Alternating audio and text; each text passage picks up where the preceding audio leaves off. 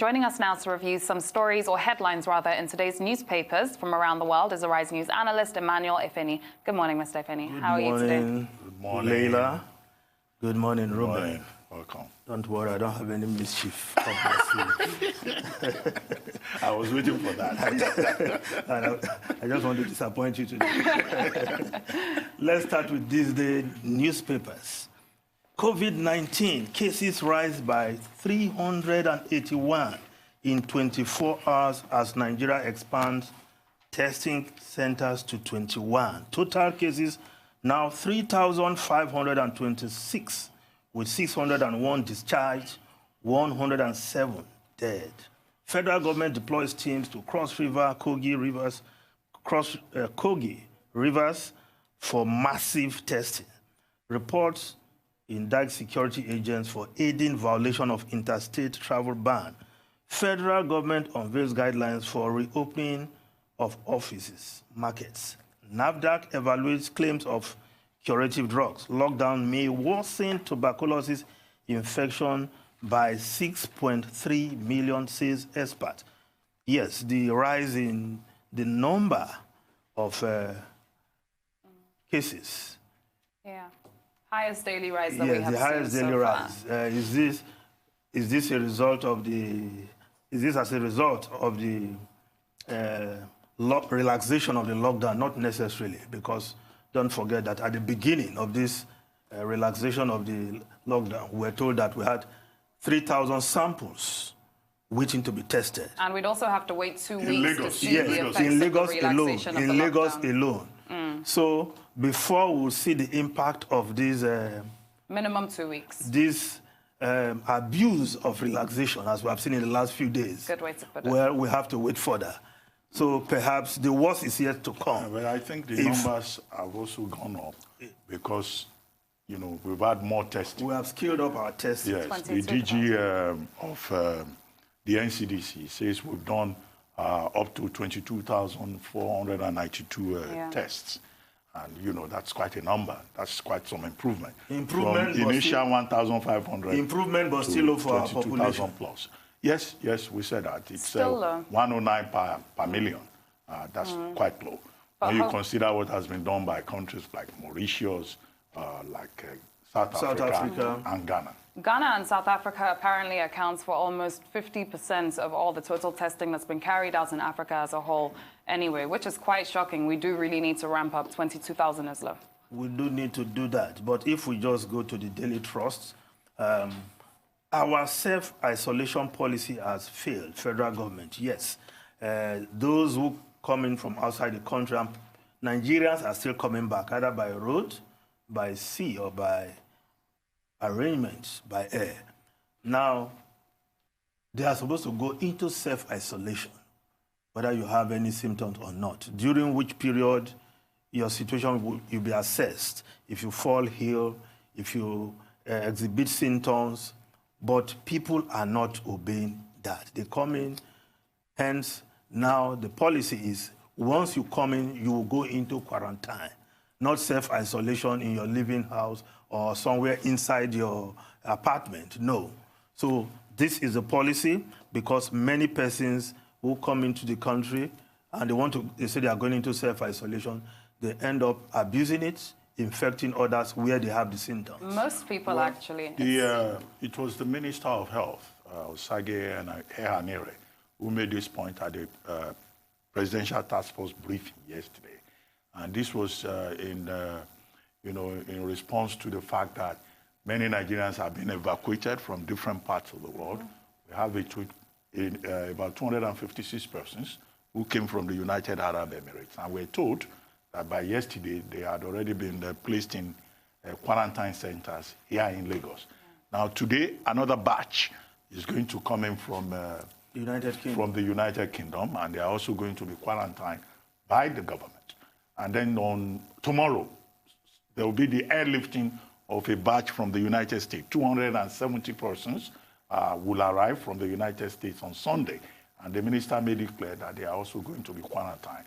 As I said yesterday, the only concern is that these persons are going to bear the cost of their own upkeep while they are in that quarantine, in those quarantine centers for 14 days.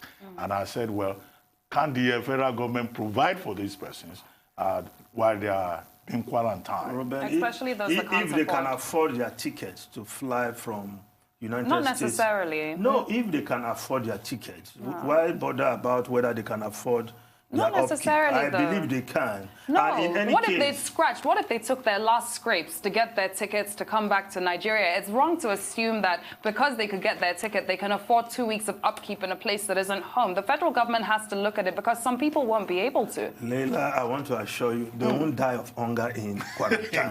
Well, hopefully not. We don't want a situation like what we saw going on in Gombe, where people that were positive were coming out and protesting, saying that they're not being fed. Okay, let's move on. I'm sure they are listening. Or also in Bauchi State. Bauchi State, exactly. I'm sure the government is listening, and they will keep an... And when you compare that to the, sumptuous meals that people get in Lagos isolation centers, I've actually had someone saying maybe he should just go and submit himself to an isolation center and eat good meals. And feed well. Well, it doesn't go that way. I guess some people are also getting help from home. Yeah. So let's move on to the Vanguard newspaper. This 10 staff of Lagos State House test positive for COVID-19.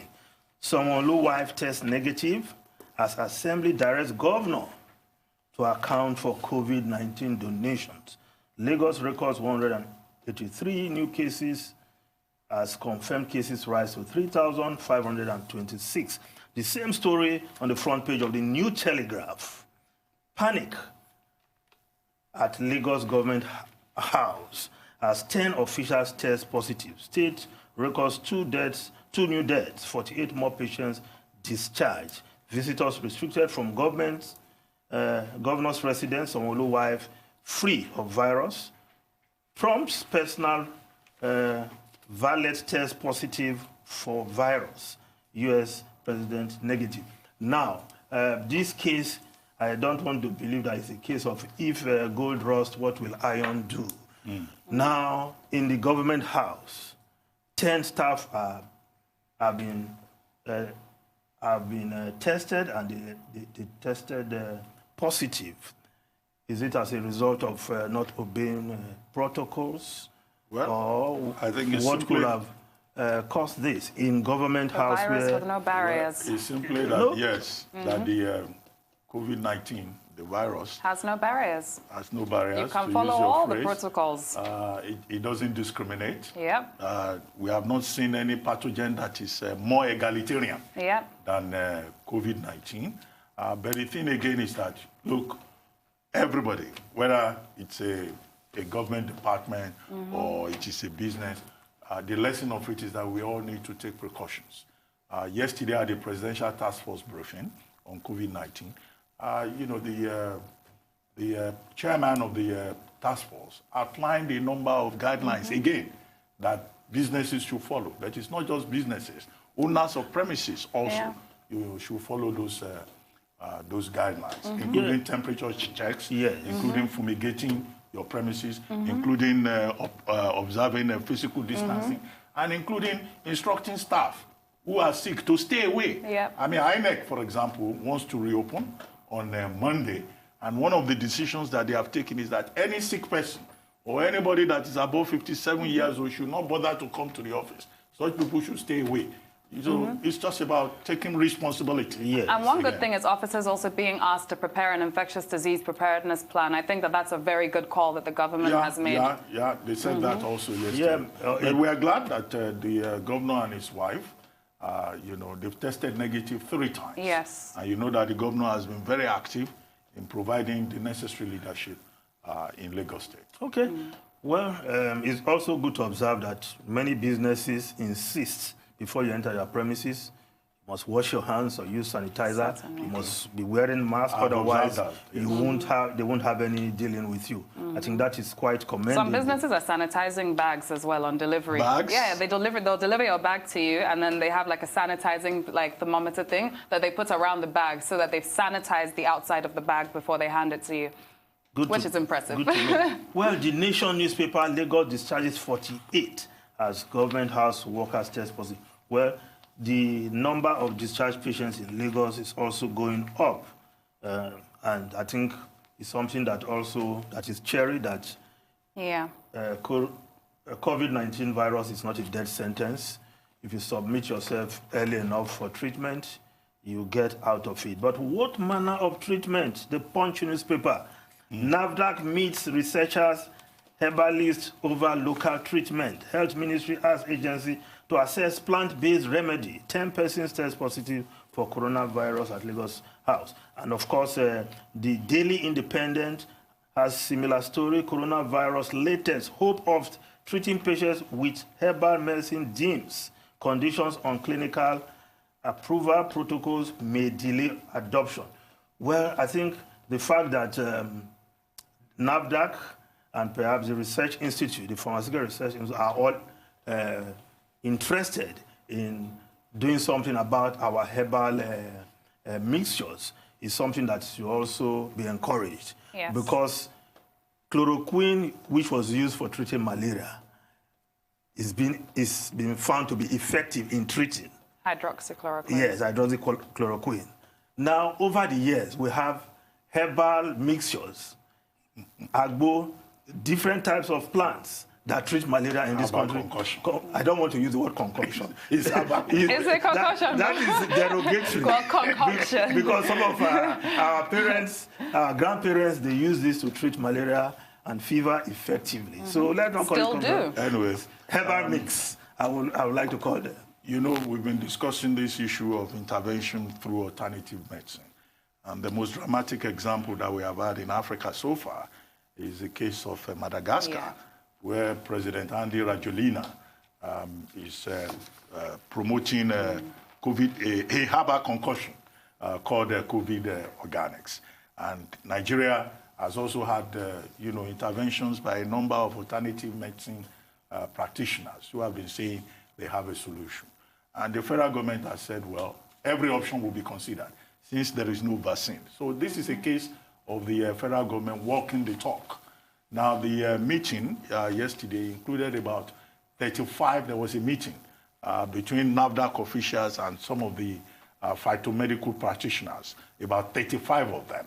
And, the position is that while nothing will be taken at face value, these proposals will be subjected to trials and taken through a research cycle. However, the Department of Complementary and Alternative Medicine in the Ministry of Health has also submitted to NAFDAC a cough syrup that is made out of ginger, onion, garlic, and baobab fruit. Now, it's not a cure for COVID-19. Symptom reducer. What has been said is that it could treat at least one of the symptoms, which is, cough. And NAFDAC is going to take a look at that and see whether it's something that Nigeria can also, throw into the pool of a contribution to the solution for COVID-19. Certainly. Yes, if we just go to the Guardian newspaper, we need to look at the Southeast, South-South, clamp down on Armangeries relocating from the north. Ohaneze IPOB orders blow hot as states turn back bus load. Police deny complicity, blame recalcitrant drivers. Presidential task force knocks security agencies on travel restrictions. Yes, the problem of people still moving interstates, as it were, despite the ban on interstate movement.